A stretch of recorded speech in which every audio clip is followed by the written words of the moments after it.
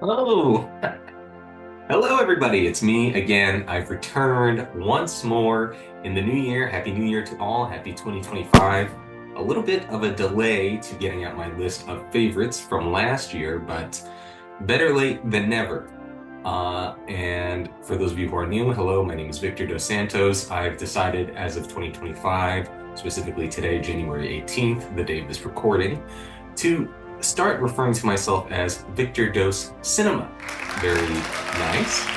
So let's get this show on the road. I am planning on doing way more reviews this year. I've realized how much I love listening to other people talk about movies, and I want to be loved like I love the others. So here is my stab at being more consistent.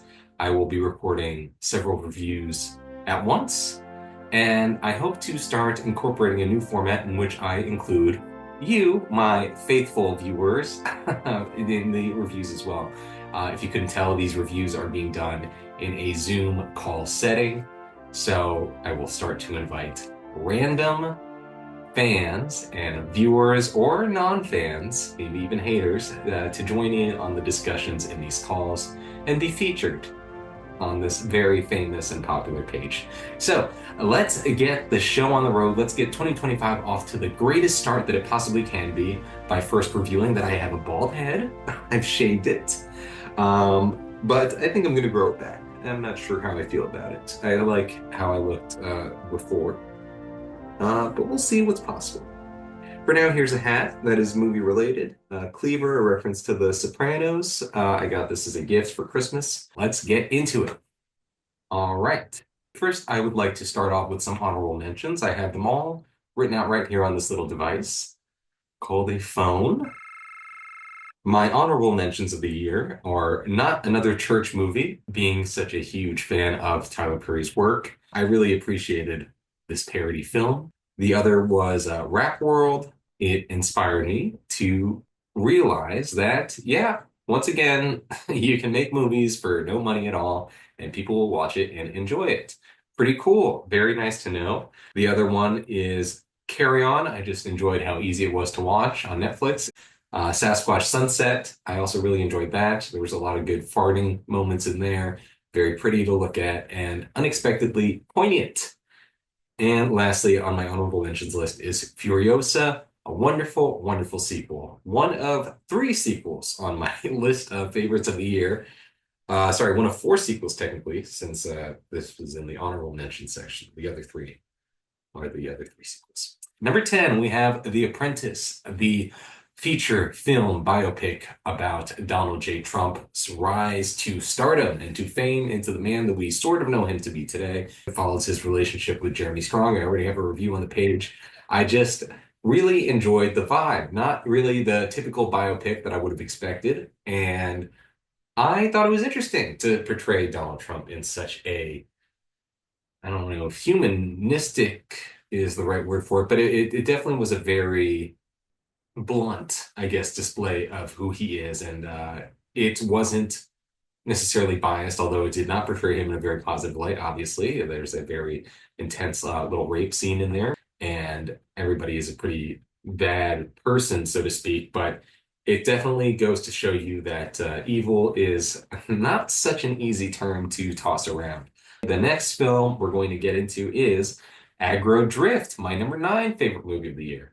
This was very experimental, not necessarily the easiest thing to sit through, but because it was only 70 minutes or so, I found it not so bad. And I was engaged the entire time because it was just so out there. I really love that Harmony Korine is always pushing the boundaries as far as what is possible in cinema. Everything was kind of shot in sort of infrared mode. I'm not sure of the exact way to describe it, but the visuals alone I thought were very impressive and fun.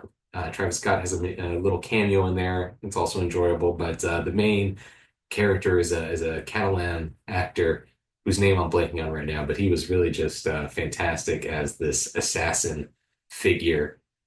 Um, just there's a lot there. I think it's definitely worth a watch just because of its out there-ness. Number three, or sorry, number eight would be Queer. The film from Luca Guadagnino, his second film of the year, starring Daniel Craig. Just a very surprisingly emotionally affecting film. I was in tears by the end of it. I couldn't believe it. I did not expect to enjoy so much Luca content this year since I'm not really even that big of a fan. I'm not that crazy about Calling About Your Name. I really did not like the Cannibal film that he did a year before. I did actually surprisingly enjoy his Suspiria remake, mostly because of how different it was from the original. Hot take. I thought Daniel Craig's performance was very strong. The score by Trent Reznor and Atticus Ross was also wonderful, as usual. And yeah, what a sad movie. My number seven film of the year is Inside Out 2. Very shocked at how much I enjoyed this. I was expecting it to feel like a cash grab, but you know what? I really shouldn't doubt Pixar so much because they're pretty consistent in their sequels as long as it's the second sequel. The third and fourth sequel, I'm sure, we're going to be uh, facing the issue of diminishing returns. But Inside Out 2, I thought was very effective as far as developing anxiety as an emotion and character in the film inside of young Riley's head. We continue with our same character from the first Inside Out film years later. And at the time, I was feeling very anxious about external factors, and I was wondering, how do I control this emotion? And I found that this film was surprisingly effective at letting me know how to control anxiety. Very cool and very neat, and I loved how clear everything was. I always appreciate a movie when it's as clear as day what they're trying to say, and yeah, none of that cryptic nonsense. We don't need it. Number six is The Brutalist. Wow, what a film. I was again very impressed. Brady Corbet doing another movie. I've never seen any of his directorial efforts. I've not seen Vox Lux or the other film he did about children in some way. Um, I liked him as an actor in other works like the Funny Games remake and Simon Killer, both wonderful films in my opinion. And I think he was in that movie After School as well, the Antonio Campos uh, picture. But this was huge to see on 70 millimeter on the big screen. Very, very pretty cinematography. It's a kind of movie that just felt epic, not only in length, it was 3.5 hours long, sad. In the way it captured its landscapes, I thought was very reminiscent of There Will Be Blood. I'm sure there's others that I could be naming, but I'm just trying to go off the most recent big feeling movie that really focused on American landscapes. And I think that this really did manage to capture, I guess, some of the feelings that I had when watching that. Not all, obviously, otherwise this would be number one. Yeah, I mean, all the performances were strong, and I enjoyed the bigness. I don't want to get too into it because I have to keep moving. Number five, The Substance. What a cool, cool movie. Again, another movie I already have a review for. You can check that out. But a body horror to the max in a very fun, comedic way. I was impressed at the balancing of tones because I was both emotionally affected in the sense that I felt bad for Demi Moore's character in there, and I felt her struggle of wanting to keep changing herself as somebody who just shaved his head. And I know that it is different. I'm not a woman that is dealing with aging in that way, but we all deal with our body image issues in different ways. And I thought that this did this in a very effective and pulsating way that kept me engaged and made me smile and go, ooh.